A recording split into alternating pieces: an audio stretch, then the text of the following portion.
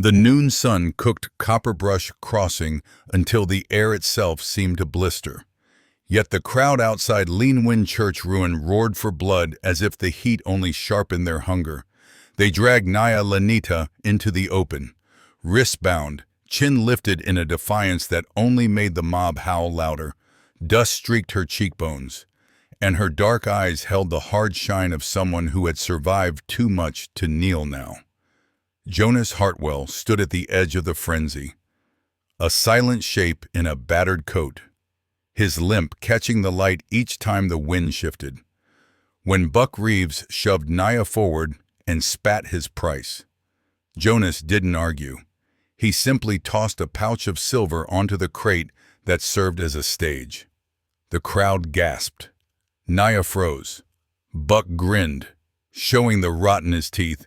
"Enjoy your treat, Cowboy," she bites. Jonas stepped toward her anyway, and for the first time, Naya's breath faltered. Before we continue, please take a moment to support the channel. A simple like, a quick comment, or hitting that subscribe button helps these Wild West tales reach more people who love them. Let me know where you're listening from, and thank you for riding along with us. Copperbrush Crossing sat in a bowl of red earth and sagebrush, a place where the wind carried more dust than mercy, and where men believed justice could be bought by the pound. The afternoon light washed the street in a copper haze, drifting through warped saloon shutters, clattering against abandoned signs, and settling thick on the shoulders of anyone foolish enough to linger outdoors. The smell of sun-baked wood, spilled whiskey, and dry grass clung to everything, even the air that refused to cool. This was a town built by wanderers and held together by fear, a place where Apache tracks on the horizon could empty a whole tavern, and where men spoke of law only when it served them. Naya Lenetah knew such places well. Dust clung to her braids, long and black like wet obsidian, falling over shoulders marked by days of running and nights without sleep. Her frame was lean from hunger, but steady, as if every bone had been carved for survival and stubborn breath. Beneath the grime and bruising, there was a sharp, unbreakable pride in the line of her jaw, in the way she refused to lower her gaze even when jeers rained over her like thrown stones. Her wrists, still red from the rope, trembled not with fear, but with fury contained too tightly in a body with no room left for surrender. The crowd saw a spectacle. Jonas Hartwell saw something else entirely. He kept to the shadows under the overhang of the mercantile porch, letting the commotion churn without him. His coat, dark leather beaten soft by years of weather, hung unevenly over a shoulder stiff from an old wound. A faint limp dragged at his right leg, a mark he carried from a past he never spoke of. Even from a distance, the way he held himself told a story a man used to long roads, empty nights, and decisions that never stopped echoing once made. He wore no badge now, but the straightness of his back and the measured stillness of his hands spoke of someone who once rode under rules that broke more than they protected. His eyes, gray as river stone, followed Naya with a quiet intensity that no one noticed. He had seen that look before the defiance of someone who had been told too many times that their life was worth less than another man's entertainment. It stirred something old and unwelcome in him, something tied to a day he had tried for years to forget, a day when he had watched a woman not unlike Naya die because the law had chosen a different side. Naya sensed that gaze. Though she did not understand it, to her, Jonas was just another man of this land, broad shoulders, closed mouth, and a silence that hid more than it revealed. Yet something about the way he stood apart, the way he didn't cheer or spit or jeer, unsettled her. Men like him usually waited until the end, when the mob lost interest, to make their own kind of claim. A small carved piece of wood peeked from his pocket, worn smooth at the edges, something he touched without thinking. She noticed it. He noticed her noticing. And for a brief heartbeat, the noise of Copperbrush Crossing thinned into a single line of tension stretched between them. Neither understood it. Neither welcomed it, but neither looked away. The moment Jonas cut the rope from Naya's wrists, the crowd's roar shifted, no longer triumphant, but confused and insulted, like a pack that had been denied its kill. Naya pulled her hands back fast, eyes narrowing as if she expected him to replace the rope with something worse. Jonas didn't touch her again. He only tilted his head toward the alley behind the saloon, a silent command to move before Copperbrush Crossing remembered. It still wanted blood. She hesitated. Men who rescued Apache women rarely did so for reasons she could stomach. But the town square throbbed with danger, too thick to breathe. And when Buck Reeves shouted for someone to check if Jonas had cheated, the snarling response from the crowd made her decision for her. She slipped into the alley, keeping several paces behind him, her steps so soundless they barely stirred the dirt. Jonas didn't slow down, didn't look back. His coat swung with his limp as he led her past the water trough, past the shuttered blacksmith shop, toward the edge of town where the desert waited with its brutal, honest silence. Naya matched his pace, watching the way his shoulders stayed rigid but never aggressive. He walked like a man who hated crowds, but knew how to move through them without provoking a fight. Not fear, not dominance, something in between. When they reached the old corral fence, Jonas finally stopped. The wind slid between them, carrying the hot scent of sage and the distant creak of the church ruin. He turned just enough for her to see half his face beneath the brim of his hat. "You can head north," he said. His voice was low, steady, as if carved from the same stone as his gaze. "Or stay close till dark. Your choice." Naya's jaw tightened. "You bought me. Why pretend you didn't?" Jonas didn't flinch. "I bought your life. What you do with it is yours." She had heard lies dressed prettier than that. She folded her arms across her aching ribs, feeling the bruise where someone had kicked her earlier.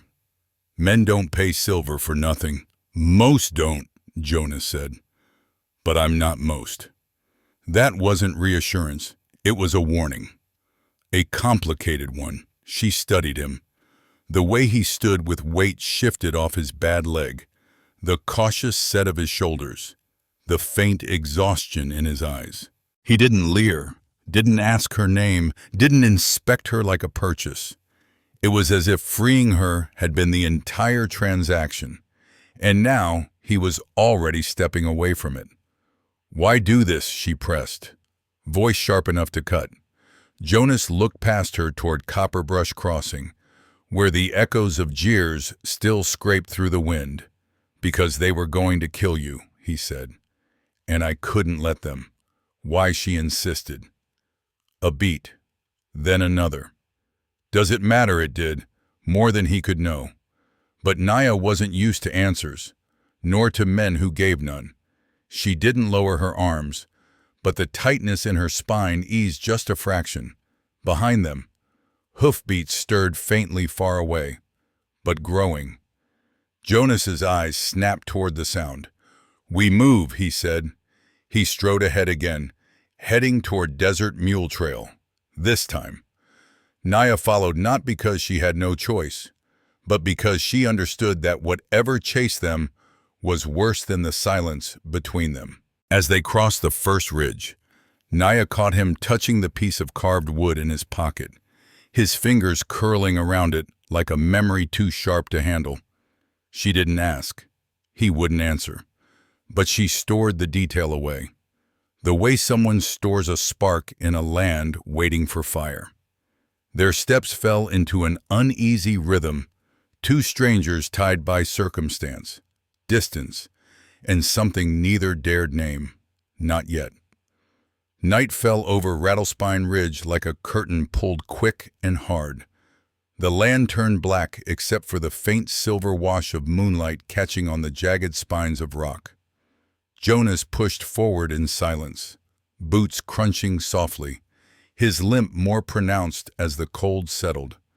Naya followed several paces behind, her breath steady but her chest tight with something she didn't want to name.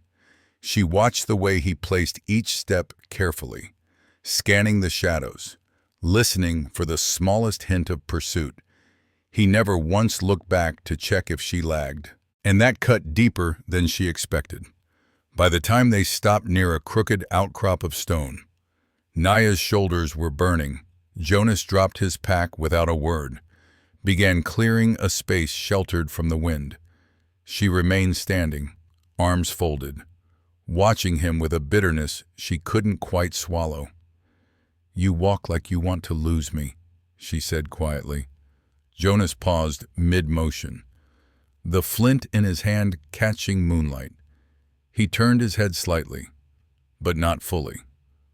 "I walk like I want to get us out of this ridge before someone finds our tracks." His answer landed flat. Practical, too practical. She expected something else, anything else. "You never look back," she pressed. "Didn't think I needed to." Naya stiffened. "Because you don't care if I fall behind." Jonas didn't respond right away. The silence swelled between them, heavy as heat before a storm. Finally, he crouched, stacking a few stones together as if the task allowed him to choose his words with care. "If you slow," he said, "you'll say so." She hated that response, hated how simple it was, hated how it assumed she trusted him enough to speak if she needed help, when she had spent a lifetime learning never to show weakness around men like him. She turned away, jaw clenched, and lay down near the rocks, but facing opposite him. Jonas didn't approach her, didn't bridge the space. He built the fire with quiet, competent movements, never letting flame reflect in his eyes. Hours later, Naya woke to the soft rumble of Jonas's voice, not speaking to her, speaking to his horse, tethered nearby. "Easy. Boy, I'm walking ahead for her, not away from her. Gotta be sure the trail's clear. Just gotta." Her breath caught. It was a confession never meant for her ears. Jonas was shielding her, not abandoning her, walking ahead so any bullet or blade would meet him first. Shame and something warmer curled inside her chest. She closed her eyes and pretended to sleep. But the wind had already shifted between them. At dawn, they left Rattlespine Ridge and made their way toward an outskirts settlement, Pinon Bend, where Jonas intended to buy supplies before heading deeper into the wild. The morning air tasted of dust and burnt cedar as they approached the lone trading post. Naya stayed close to the wall, her instincts sharpening when people stopped talking the moment she appeared. Inside, the stairs cut like thrown stones. Men muttered under their breath. Women pulled their children aside. The sting of it was familiar, but it had been a long time since it felt so naked, so pointed. Jonas kept his gaze low, his jaw taut, his shoulders drawn inward as if fighting something. He bought flour, jerky, cartridges. He didn't look at her, not once. The shame that rose inside her was swift and scorching. Outside, she stopped walking. Jonas turned a fraction, barely enough to acknowledge she wasn't behind him. "Do you think I taint you?" she asked, voice a low, controlled tremor. "Is that why you kept your head down? To hide from their eyes?" Jonas's breath hitched. Not loudly, but she heard it. "I kept my head down," he said slowly, "so I wouldn't kill one of them." Her heart stuttered. He lifted his hand, just a little. revealing fingers still trembling from restraint. They looked at you like you were less than them. I felt my hand go for the gun. If I looked up, if I said a word, I'd have shot someone. And then they'd hang you all over again. The truth settled between them, hot and raw. Naya exhaled shakily. You were angry. For me. Jonas didn't step closer. He didn't reach for her. He simply nodded once. A small, painful admission that felt larger than any gesture could. Don't mistake silence for shame, he murmured. Not from me, for the first time. She believed him. They continued south toward Buckwater homestead, Jonas's forgotten refuge, tucked behind a sparse thicket of juniper and rock. The small cabin leaned to one side, weathered by years of solitude. Jonas pushed the door open and stepped back, letting her enter first. Inside, it smelled of dust and faint pine, the scent of a life paused and left waiting. You can take the room on the right, Jonas said. It's not locked. Never has been. Naya walked inside and noticed immediately no latch, no bolt, no chain. Her breath softened. Most men would lock the door to keep watch over what they bought. Jonas's gaze flickered. I'm not most men. Later. When night settled over Buckwater and the coyotes began their distant songs, Naya stepped quietly from her room. She found Jonas sitting outside, back against the wall, rifle across his lap, keeping vigil not because she needed guarding, but because he needed to guard. The firelight painted him in amber and shadow. She stood beside him, closer than before. This time, he didn't lean away. Between them, trust had begun its slow, stubborn bloom, quiet as a heartbeat, fragile as dawn, but real as the desert wind. The wind arrived first thin, metallic, sharp enough to sting the inside of the nose. Jonas felt it before he heard anything, that old instinct rising through the scar in his leg like a warning tap straight into bone. Evening had barely settled over Buckwater homestead when he straightened from checking the corral rail, his gaze sliding toward the east. The sky there flickered with a brief shard of light, not lightning metal, catching sun. Hoofbeats followed. Naya stepped out of the cabin, brushing dust from her hands. She saw the change in Jonas's shoulders before she heard the sound herself. Her pulse kicked hard. Someone's coming. Not someone, Jonas said. Many. She moved beside him, her body stilling in a way that wasn't fear. It was recognition. Copperbrush. Jonas nodded once. Callister doesn't let anything go. Least of all pride. Marshal Thorne. Callister had money to lose, a bruised ego to avenge, and an entire town convinced Naya belonged to its cruel spectacle. Jonas knew the man. Polished boots, empty soul, and a weaponized sense of authority. If he had ridden this far, he wasn't here to talk. Jonas grabbed his rifle and stepped beside the porch post. We take the wash, he said. Painted claws got cover if we're quick. Naya didn't waste breath arguing. She strapped her knife to her thigh, grabbed the spare canteen, and followed Jonas into the dusk. They ran through sagebrush, ducking low as hoofbeats thundered nearer and nearer. Dust rolled over the land like smoke. Jonas kept just ahead, clearing paths, pushing branches aside, never letting the gap between them widen. Naya stayed close, her breathing even, her feet moving in silent precision. The painted claw wash opened below them, a deep, winding scar of layered stones streaked in bands of crimson, gold, and ash. Jonas slid down first, bracing his fall on one knee, then looked up to steady her descent. She didn't take his hand. She didn't need to. But when her boots slipped on loose shale, He moved so fast his bad leg nearly gave beneath him. She caught her own balance, shot him a brief look, half chiding, half grateful. Above them, the first riders appeared on the ridge. Rhett Mallory's voice carried across the basin.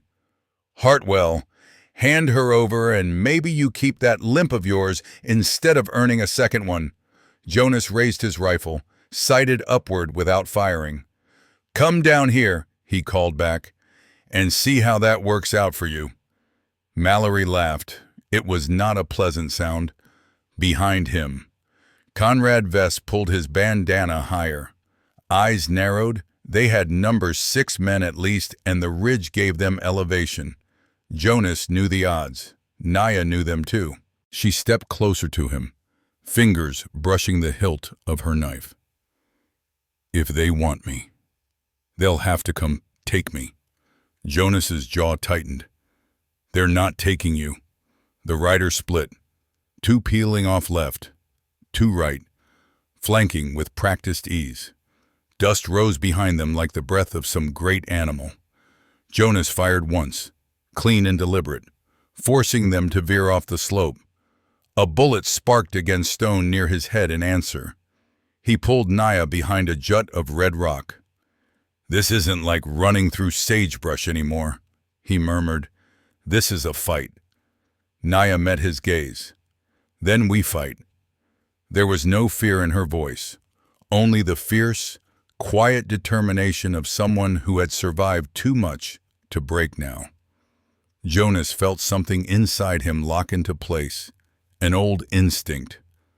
A vow reforged by fire and dust. The battle broke over the wash like a storm.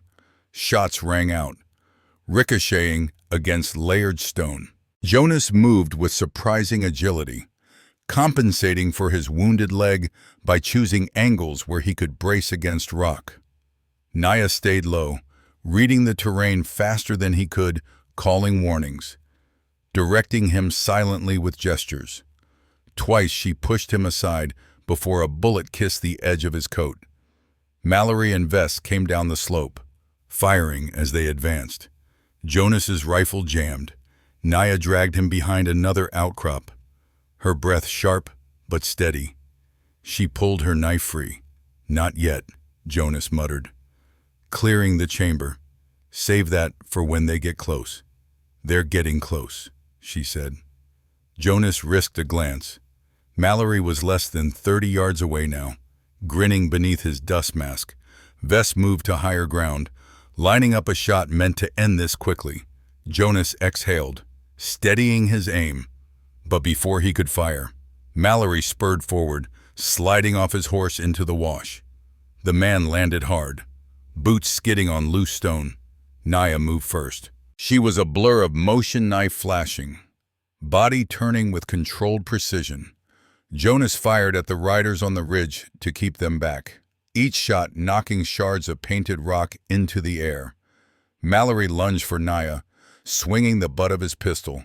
She ducked, slashed his forearm, spun away from his second strike. "Naya," Jonas shouted. She didn't look at him. "I've got him," Vest fired from above. Jonas didn't think. He launched himself into Naya, knocking her behind cover. The bullet grazed his shoulder, burning hot through his coat. He bit down a groan and crawled forward to return fire. His shot forced Vest to drop flat, buying them a heartbeat. Mallory rose again, blood striping his arm. He snarled, charged. This time Jonas met him head-on. The 2 men collided, crashing into the painted strata. Jonas's injured leg buckled, but he fought with the grim force of someone who knew what losing would cost. Mallory slammed Jonas into the rock, fingers clawing for his throat. Naya's voice cut the air. "Jonas!" Jonas broke Mallory's grip, shoved him back. Mallory raised his gun too fast. Naya launched herself forward. Her knife arced once across Mallory's wrist, sending his weapon spinning. Jonas seized the opening, driving Mallory to the ground. The man hit the stone hard, breath leaving him in a violent shout. Above them, Vess realized the tide had turned. He backed his horse and fled into the gathering dusk, leaving Mallory bleeding in the dust. Silence fell over the wash, broken only by the hiss of wind through the layers of painted rock. Naya knelt beside Jonas, her breath trembling now that the danger had eased. His shoulder bled freely, and dust streaked across his jaw. She placed a hand on his arm, not guiding him, not steadying him, but grounding him. "You should have stayed behind the rock," she whispered. He met her eyes, breath heavy. "I wasn't letting him touch you." For a long, suspended moment, they stayed like that, bound by the fierce clarity of what had almost been lost, and by the unspoken truth neither dared name yet.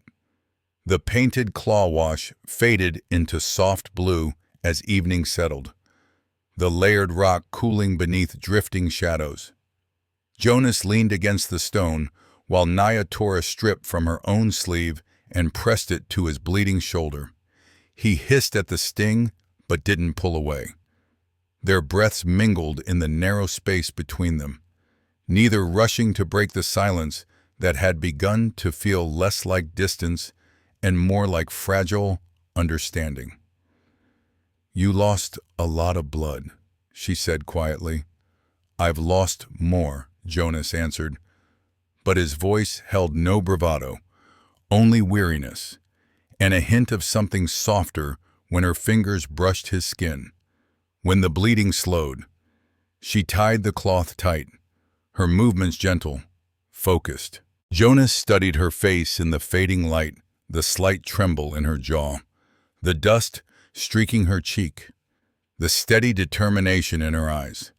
She had fought beside him with a grace and ferocity that left him shaken in ways the wound could not. "Thank you," he murmured. Naya didn't look up. "For what?" "For saving my hide." He paused, swallowing. "For not running when things got ugly." She sat back on her heels, meeting his gaze fully now. "I told you. They would have to take me over my own body, over mine too," Jonas said.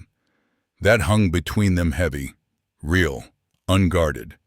The desert wind shifted, carrying the faint scent of mesquite smoke. On the ridge, Mallory groaned once, then fell silent. Jonas tugged himself upright with effort. "We should move," he said. "They'll come looking when he doesn't return." Naya nodded, then touched his wrist before he could turn. "Jonas, why did you really buy me? And don't say because they would have killed me. That's only part of it." Jonas exhaled, long and low, as if he'd been holding the breath for years. "A long time ago," he began, staring at the wash below them. "I served under a marshal who believed justice was whatever made him feel powerful. We caught a woman Apache, wrong place, wrong time. The town wanted a show. The law gave it to them." Naya's breath stilled. "I tried to stop it," Jonas said, "but I wasn't strong enough. Or maybe I wasn't brave enough. I watched her die while telling myself it wasn't my fault. Then I spent the next years wishing I'd broken the rules sooner." His voice rasped like stone dragged through grit. "So when I saw you on that stage, I couldn't watch another woman die, because men like Callister needed entertainment." Silence pulled thick around them. Naya didn't speak for a long time. When she finally did, her voice was softer than he had ever heard it. "My parents died the same way, caught between lies and the kind of law that only protects one side. I ran for so long, I started thinking freedom was just the space between hunts." Jonas looked up sharply. "You shouldn't have had to. And you shouldn't carry a ghost that wasn't yours to start," she replied. He blinked. The words hit him harder than any bullet. They stood like that for a moment, two lives shaped by wounds they didn't choose, meeting at a place carved by wind and time. The tension that had haunted their steps began to loosen, strand by strand. Naya broke the stillness first. "Come on, you're hurt. And Buckwater is the only place we can hide until you can stand straight again." Jonas managed a half smile. "I stand just fine," when he pushed off the rock. He faltered. Naya caught his arm without hesitation. This time, he didn't pull away from her touch.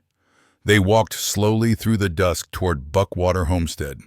The sky deepened into violet, the stars brightening one by one as they approached the leaning cabin. Naya paused at the threshold. "You said the door doesn't lock," she murmured. "It never has. But you kept me safe even outside it."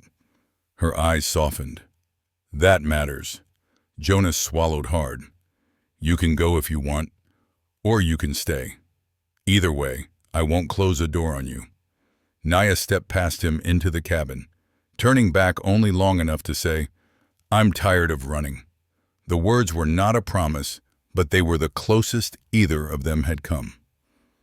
Morning came slowly to Buckwater Homestead, the kind of dawn that rose without sound, brushing pale gold across the worn shingles and the thin line of smoke curling from the stovepipe.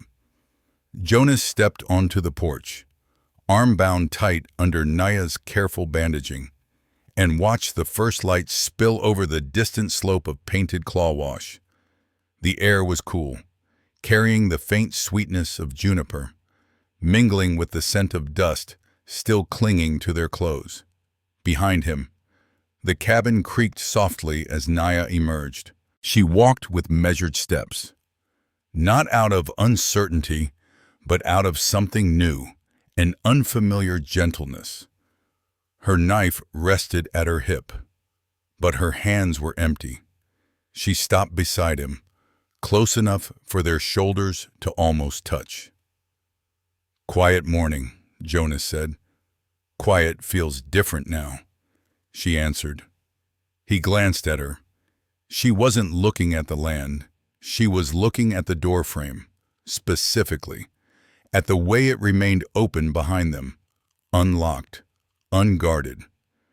Jonas followed her gaze, understanding settling into him like warmth after a long winter. "You can still leave," he said, voice low, "if you need to." Naya studied him for a heartbeat, the rising sun catching in her dark eyes. Then she reached to her belt, unfastened her knife, the same blade she had used to defend him in the wash, and laid it quietly on the table beside the porch rail. "I don't stay where I'm caged," she said, "and I don't leave where I'm seen." She lifted her wrist, showing him the small welt left by the rope days earlier, now fading. "You didn't buy me. You only bought time, and I choose what to do with it." Jonas felt the words settle into him like roots sinking into thirsty ground. He reached into his coat, withdrew the small carved piece of wood he had carried for years. Its edges were worn smooth. A sunburst cut into one side, the mark of a past he never found peace with. He placed it in her hand. "Then I choose to start again," he murmured, "if you'll stand beside me."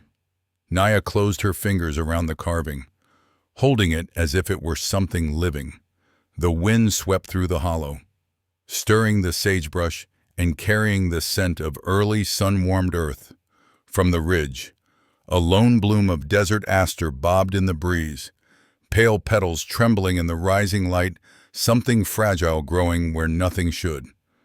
By the time word traveled, folks no longer called the place Buckwater Homestead. They called it Wildbrush Hollow. For the woman who turned a barren ridge into something that could breathe again, and for the man who learned that love was not a claim, but a choice made every free dawn.